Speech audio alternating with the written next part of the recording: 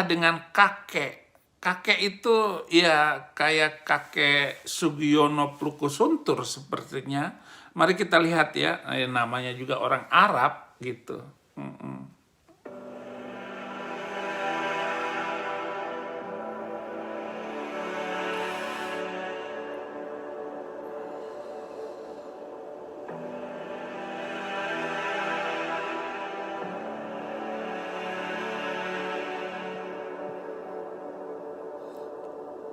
Disuruh tanda tangan. Anak itu nggak mau tanda tangan. Akan menikah dengan dia. Dipaksa oleh orang tuanya.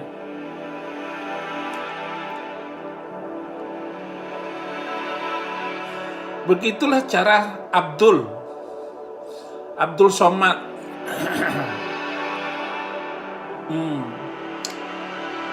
Ayo pegang pulpennya, tanda tangan, tanda tangan. Iya, saudara-saudara. Begitulah Aisyah dipaksa oleh ayah ibunya untuk setuju menikah dengan Muhammad dalam usia 6 tahun. Lalu ditiduri sebagai istri pada usia 9 tahun. Dan Aisyah kecil itu menangis, awalnya menangis.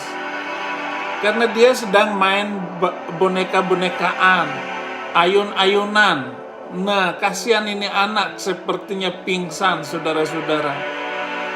Harus mengaku dan menerima bersuamikan kakek-kakek tua.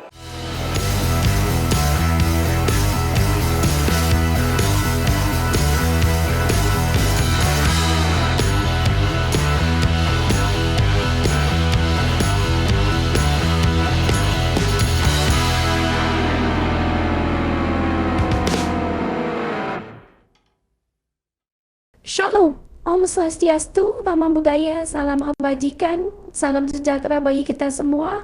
Kembali lagi dengan saya di sini Zainab. Hari ini kita akan coba membahas nasabdi yang sangat menarik, saudara. Mari kita juga saksikan terlebih dahulu apa yang disampaikan dan yang disampaikan oleh Salam saudara-saudara, tiada hari tanpa menginjil, tiada hari tanpa bersaksi. Tugas seorang hamba Tuhan adalah menerangkan sesuatu yang tidak jelas, remang-remang, gelap. Itu tugasnya. Nggak boleh bertugas yang sudah terang, lalu dikasih revisi, lalu dirusak, ditafsir. Repot. Firman Tuhan itu adalah ucapan kebenaran yang sudah pasti benar. Itu saudara-saudara. Mari kita lihat, ini ada video yang saya tangkap. Bagaimana seorang anak yang masih kecil di bawah umur dipaksa orang tuanya untuk menikah dengan kakek. Kakek itu ya kayak kakek Sugiono Plukusuntur sepertinya. Mari kita lihat ya, namanya juga orang Arab gitu.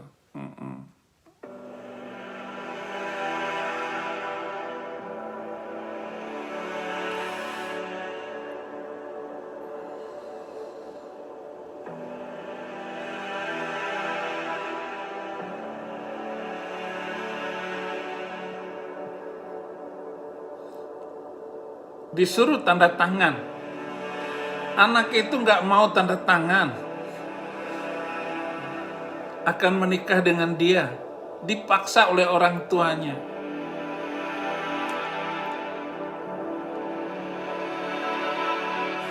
Begitulah cara Abdul Somad.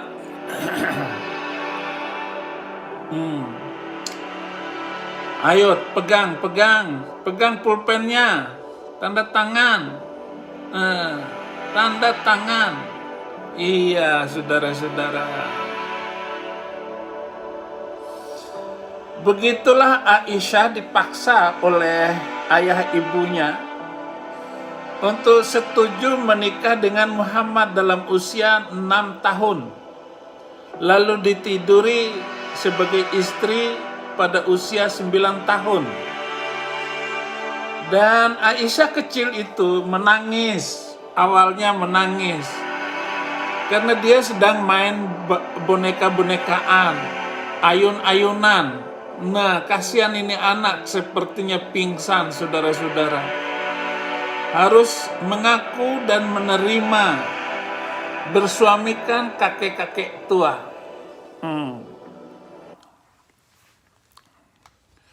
Ajaran yang diberikan seperti itu sudah dicontohkan oleh Muhammad.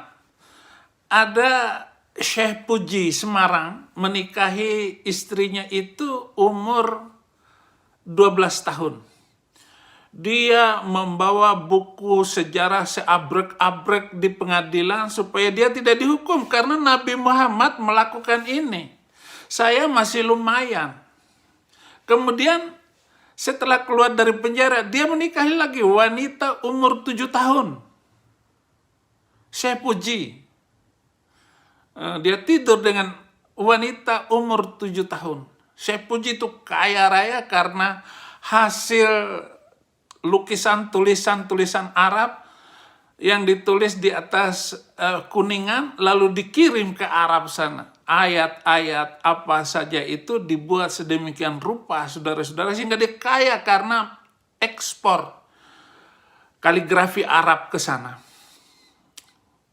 Dan sekarang berita terakhir, Syekh Puji itu melakukan perkawinan di bawah umur lagi, lebih daripada usia istrinya yang terdahulu sudah punya anak 3 sekarang dari perkawinannya yang pertama. Itu istri kesekian yang di bawah umur, maksud saya. Kalau Hamas, perang Israel sekarang ini tidak akan berhenti, teroris itu untuk menyerang Israel karena sudah tertulis, sudah dilakukan oleh Muhammad. Dia membantai 5.000 Yahudi di Madinah dan di sekitarnya, dibantai oleh Muhammad. Diambil hartanya, istrinya diambil, diperkosa oleh Muhammad, dipaksa, saudara-saudara. Bagaimana Safiyah binti Huyai itu setelah ditangkap, Muhammad menangkap lagi suaminya, kemudian dipaksa untuk menyebutkan di mana tempat menimbun emas permatanya di dalam rumahnya. Setelah ditunjuk, dan Muhammad sudah mengambil harta emas itu, emas permata itu, karena Yahudi kaya. Setelah dia mengambil emas permata itu, Muhammad ingkar janji, bukan dilepaskan suami Safiyah, tetapi dibunuh di depan mata istrinya. Kejahatan Muhammad. Sebenarnya kita boleh berbuat salah, tetapi jangan berbohong. Muhammad ini adalah pembohong besar. Pembohong besar dengan mengatakan bahwa Al-Quran itu dari Allah dan Jibril yang menyampaikannya itu setiap hari, setiap waktu. Bahwa Al-Quran itu adalah dari Jibril. Orang-orang bodoh itu percaya saja dengan dongeng-dongeng Muhammad itu. Kemudian mengubah, yang ketiga adalah mengubah ibadah-ibadah jahiliyah, ibadah paganisme menjadi ibadahnya Islam. Lalu diubah bacaan-bacaannya, labbaik Allahumma labbaik, labbaik la syarika lak labbaik. Saudara-saudara, sebenarnya ya, untuk menjadi Abdul itu gampang. Menjadi Muslim itu gampang. Ya, lepaskan otakmu, ya jangan percaya lagi dengan kebenaran dan bela keadilan. pasti apapun yang Anda lakukan di dalam Islam itu berat sebelah kepada siapapun. Kenapa? Karena Anda sudah halu menjadi orang halu, benci dengan non-Muslim. Kalau Anda cinta sama non-Muslim, itu anugerah, itu sudah watak, itu adalah kasih karunia Tuhan. Karena dari ayah ibumu, nenek moyangmu, kamu cinta damai. Seperti apa adanya, saya juga benci dulu. Tetapi ibu bapak saya itu orang yang mengasihi. Sudah saya lihat dari awal, hidupnya sederhana sekali. Bapak ibu saya itu. Tetapi mau menolong dan membantu orang lain. Itu yang saya lihat. Sehingga mungkin perubahan saya dari Muslim kepada Kristen itu menjadi bagian yang luar biasa. Yang saya nikmati hari ini. Karena saya menemukan hati dan perasaan saya untuk menjadi sesungguhnya adalah pengikut Yesus yang setia. Abdul itu tidak lain artinya hamba sahaya. Kalau disebut Abdullah artinya adalah hamba atau budak Allah, budaknya Allah, hamba Allah, budaknya Allah. Budak Allah artinya begitu. Nah, Abdul ini saudara-saudara adalah orang yang sudah dipaksa tunduk patuh. Islam itu artinya taslim, berserah, menyerahkan diri. Jadi taruh kepala kita di atas pedangnya Muhammad. Itu. Jadi ini. Kalau semua orang Yahudi sudah masuk Islam semua, udah menurut mereka aman itu negara Yahudi. Itu baru aman. Nah, saudara-saudara,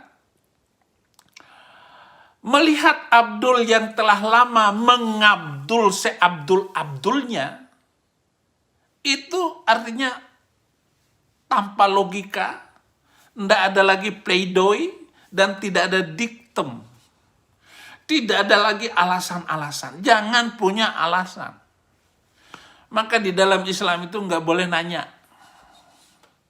Yang jawab hanya somat. Karena mulutnya cempreng kayak begitu, cunguk kayak begitu. Boleh. Nah, yang pintar-pintar ini ngomong ini, walaupun otaknya kosong, itu harus menjadi Abdul sengabdul-ngabdulnya. Saya akhirnya tak tega dan tak bisa diam saja.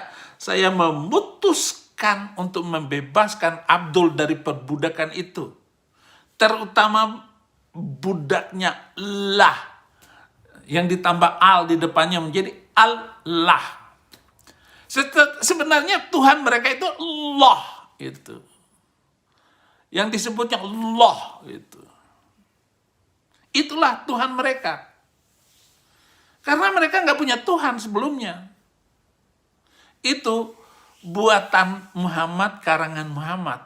Lah itu. Caranya adalah saya menjadi Abdul buat Abdul seabdul-abdulnya. Dan menjadi Abdul. Menjadi Abdul. Pura-pura jadi Abdul. Makanya orang yang baru kenal saya, yang nggak kenal saya pura-pura Abdul. Supaya bisa merebut hati mereka. Jadi si Abdul-Abdulnya dan menguasai seluruh ilmu Abdul. Menguasai strategi Abdul. Dan saya sudah tahu strategi Abdul untuk Indonesia kecil. Sudah tahu semua. Saya ini konseptor terorisme. Kalau saya dikasih pemuda Muslim, dalam 2 jam, dia harus mengaku teroris. Ayat-ayatnya saya sudah kuasai semua. Ayat ini, ayat itu, ayat ini, ayat itu. Sampai dia angkat tangan, terima teroris. Bukan terima Yesus, teroris. Itulah saya harus Abdul seabdul-abdulnya dan menguasai ilmu Abdul. 1 Korintus 9 ayat 20, demikianlah bagi orang Yahudi, aku menjadi seperti orang Yahudi, supaya aku memenangkan orang-orang Yahudi. Bagi orang-orang yang hidup di bawah hukum Taurat, aku menjadi seperti orang yang hidup di bawah hukum Taurat. Sekalipun aku sendiri tidak hidup di bawah hukum Taurat, supaya aku dapat memenangkan mereka yang hidup di bawah hukum Taurat. Maka semua energi, kreativitas, intuisi dalam bentuk narasi tanpa letih, lelah, lesu setiap hari dalam rangka untuk agar Abdul segera berhenti menjadi Abdul, menjadi Abdus Somad, menjadi Samidi. Itu. Jadi saya mau mengubah nama Somad itu menjadi Samidi. Lalu ditambah di depan namanya Daniel Samidi.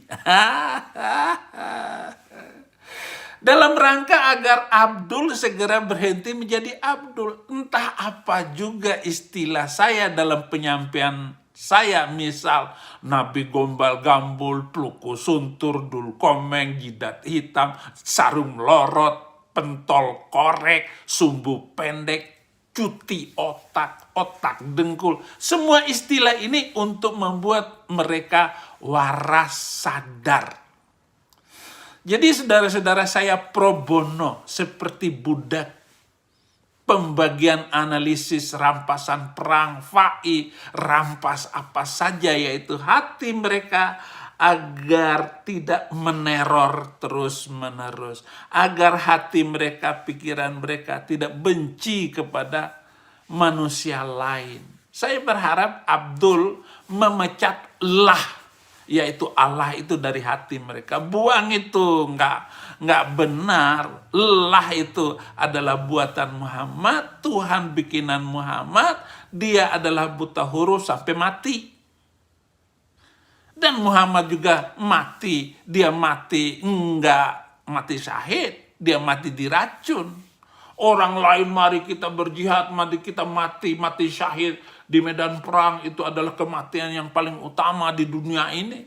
Dia ngomong kayak begitu, tetapi dia sendiri nggak mati syahid. Dia mati keracun sama wanita Yahudi yang suami dan seluruh keluarganya dibantai oleh Muhammad. Dikasihlah racun itu. Dan dalam riwayat yang lain bahwa Aisyah juga ikut meracun suaminya. Karena dia punya cowok lain. Itu. Cowok impian lain. Ada namanya. Ada namanya itu. Yang dia sukai. Nah, saya berharap mereka meninggalkan keyakinan itu. Karena sudah kita lihat semua fakta, pengikut-pengikut keyakinan itu sudah rusak semua. Negara-negara yang muslim semua nggak ada datanya lagi, saudara-saudara. Hukum yang mereka berlakukan, yaitu hukum syariat, itu telah mempersulit kehidupan mereka. Luar biasa, saudara-saudara. Oleh karena itu jangan percaya lagi dengan keyakinan itu.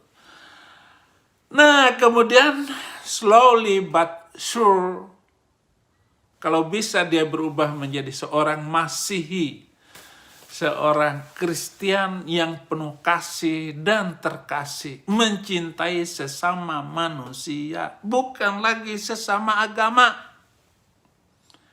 Itu dari seluruh rangkaian cita-cita yang sedang saya simpan di kepala saya ini.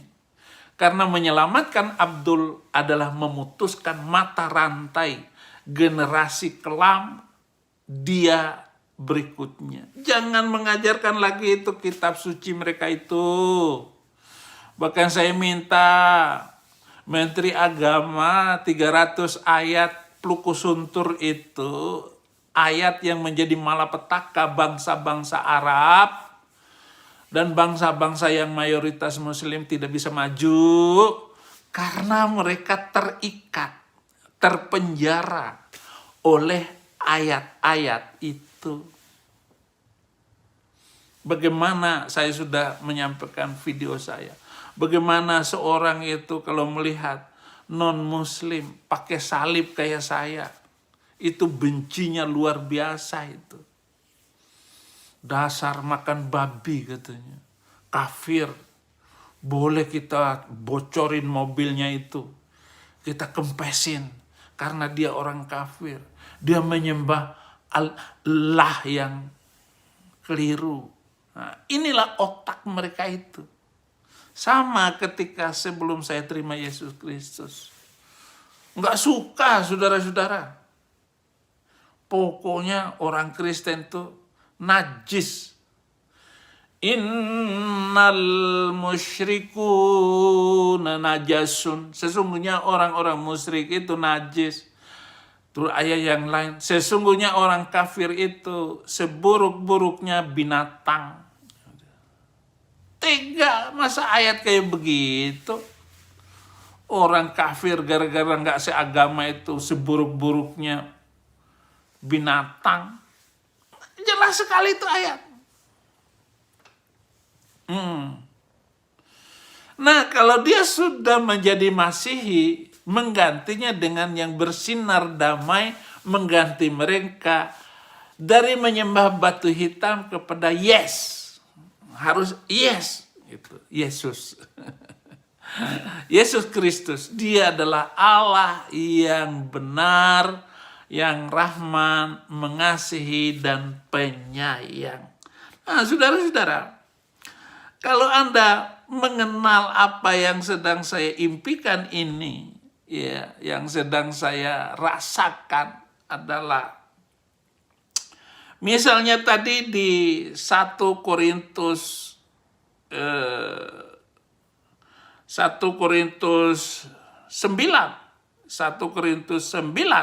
ya, ayat yang ke-8 misalnya, sebab dalam hukum Musa ada tertulis, janganlah engkau memberangus mulut lembu yang sedang mengirik. Lembukah yang Allah perhatikan atau manusia? Manusia yang dibicarakannya itu. Supaya manusia ini bebas berbicara dan mengungkapkan perasaan yang benar dan adil. Gitu. Nah, kalau umpama saya meminta kepada pemerintah menghapus 300 ayat Al-Quran, itu bukan berarti lalu saya ditangkap dan penista agama. Harus ditelaah dulu, harus diperhatikan benar nggak omongan saya. Benar nggak ucapan-ucapan saya itu akan menimbulkan malapetaka bagi bangsa kalau ayat itu tidak dihapus. Jadi jika kami menabur benih rohani bagi kamu, terlebih-lebihkah kalau kami menuai hasil duniawi daripada kamu? Kalau orang lain mempunyai hak untuk mengharapkan hal itu daripada kamu, bukankah kami mempunyai hak yang lebih besar? Tetapi kami tidak mempergunakan hak itu. Sebaliknya saya Saifuddin Ibrahim, ini yang ditulis oleh Paulus, kami menanggung segala sesuatu supaya jangan kami mengadakan rintangan bagi pemberitaan Injil Kristus. Janganlah karena saya memberitakan Injil Kristus lalu menyusahkan Anda untuk ngirim donasi. Itu bukan tujuan dari seluruh hidup kita. Tidak tahukah kamu bahwa mereka yang melayani di tempat kudus mendapat penghidupannya dari tempat kudus itu, dan bahwa mereka melayani mezbah mendapat bagian mereka dari mezbah itu. Demikian pula Tuhan telah menetapkan bahwa mereka yang memberitakan Injil harus hidup dari pemberitaan Injil itu. Saya berhak untuk mendapat. Tetapi saya tidak mempedulikan itu, saudara-saudara. Saudara mau membantu atau tidak, itu serahkan hati Anda. kepuasan hati Anda di dalam beribadah itu lebih penting daripada persembahan Anda kepada gereja. Mungkin Anda berpikir belum cukup untuk memberikan kepada gereja. Jangan berpikir bahwa datang ke gereja adalah membawa persembahan. Yang dipersembahkan itu adalah hati kita, agar murni menerima Dia sebagai junjungan kita. Tetapi aku tidak pernah pergunakan satu pun dari hak-hak itu. Aku tidak menulis semuanya ini supaya aku pun diperlakukan juga demikian. Sebab aku lebih suka mati daripada bla bla bla. Sungguh kemegahanku tidak dapat ditiadakan siapapun juga. Kalau untuk tataran Indonesia, dengan keberanian dan apa yang sudah saya sampaikan, terutama saya membongkar yang tidak bisa dibongkar. Jadi istana besar itu nggak bisa didongkel, dibom itu juga susah. Maling kalau cuman peralatannya itu hanya linggis, itu nggak bisa, harus pakai bulldozer. Bulldozer itu saya sedang menggoncangkan pohon ini supaya buahnya jatuh berantakan semua. Dan pohon itu suatu saat harus diangkut, dicangkok, dibuang, dimasukkan ke dalam api, kata Tuhan Yesus. Jadi bukan ranting-rantingnya saja, bukan dari tunas-tunasnya saja. Kalau kita biarkan, akarnya harus dibakar. Akarnya itu harus dibakar, pohonnya dibuang ke api, supaya tidak muncul tunas-tunas baru, teroris-teroris baru. Karena jika aku memberitakan Injil, aku tidak mempunyai alasan untuk memegahkan diri. Sebab itu adalah keharusan bagiku. Celakalah aku jika aku tidak memberitakan Injil. Kata firman Tuhan, ayat 16-nya. Jadi 1 Korintus 9 ayat 16. Celakalah aku jika aku tidak memberitakan Injil. Daripada aku celaka, lebih baik terus memberitakan Injil dan ngomong apa saja, membongkar apa saja. Bahkan kalau saya bisa membongkar pendeta-pendeta, saya bisa membongkarnya. Tapi itu tidak perlu, biar terbongkar sendiri itu kalau pendeta-pendeta itu. Biar Tuhan saja yang mempermalukan dia. Jangan saya yang mempermalukan pendeta-pendeta. Kalau saya mempermalukan Muslim, mempermalukan ajarannya, saya sudah mengampuni Muslim. Saya sudah mengampuni mulai dari Nabi Muhammad yang telah mengajarkan macam-macam itu. Saya harus ngomong terus. Sehingga apa, saudara-saudara? Pembongkaran ini, ya memang harus saya, jangan orang lain. Maka lebih banyak membongkar daripada menyampaikan ayat-ayatnya. Saudara-saudara, ayat 17. Kalau andai kata aku melakukannya menurut kehendakku sendiri, memang aku berhak menerima upah dari penginjilan ini. Saya bisa menentukan ini upah saya sekian. Tetapi karena aku melakukannya bukan menurut kehendakku sendiri, pemberitaan itu adalah tugas penyelenggaraan yang ditanggungan kepadaku. Saya menanggung beban yang berat. Karena saya bukan gereja yang menunjuk saya. Kalau gereja menunjuk saya, dia akan pecat saya. Dia akan segera pecat saya. Gereja apapun akan pasti memecat saya. Seperti MKC. Dia sudah penginjil di gereja itu. Gereja besar di Indonesia. Dipecat oleh pimpinan atasnya. Saya tidak mau dipecat siapapun. Saya tetap, aku berserah pada Yesus Juru Selamat. Aku berserah. Jadi yang memecat saya hanya satu, Yesus, Roh Kudus, yang memecat saya. Tarik rohnya dari saya, sudah selesai. Kasih ke laut, dimakan ikan. Nggak apa-apa. Makanya saya di Amerika itu nggak pernah menyiapkan kuburan untuk saya. Saya nggak punya kuburan di Amerika ini 15.000 dolar. Kalau 15.000 dolar ya artinya ya 300 jutaan harga kuburan di Amerika, di Los Angeles. Saya tidak akan dan tidak mau menyiapkan kuburan untuk diri saya sendiri. Ya, kalau mungkin untuk anak istri saya ya saya siapkan, saya bayarin nanti. Kalau itu yen ono duitnya, yen ono duite. Jadi saya bayar semua kehidupan saya pakai yen, bukan pakai dolar. Yen ono duite, yen ono waktune, yen ono rotone, gitu. Pakai yen. Tetapi karena aku melakukannya bukan menurut kehendakku sendiri, pemberitaan itu adalah penyelenggaraan yang ditanggungkan padaku. Kalau demikian, apakah upahku? Upahku ialah ini, bahwa aku tidak boleh memberitakan Injil tanpa upah. Aku boleh memberitakan Injil tanpa upah. Memberitakan Injil tanpa upah. Dan bahwa aku tidak mempergunakan hakku sebagai pemberita Injil. Sungguh pun aku bebas terhadap semua orang. Aku menjadikan diriku hamba dari semua orang, supaya aku boleh memenangkan sebanyak mungkin orang. Bebas ngomong.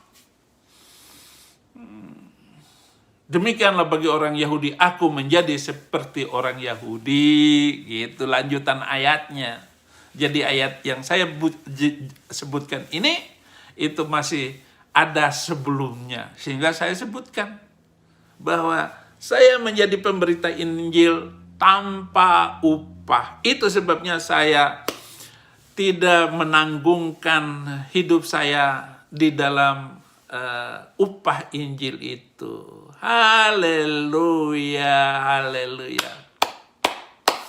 Demikian siaran malam ini untuk Indonesia dan tentu saja seluruh dunia. Hati saya itu terpaut dengan Indonesia untuk Kristus. Terima kasih.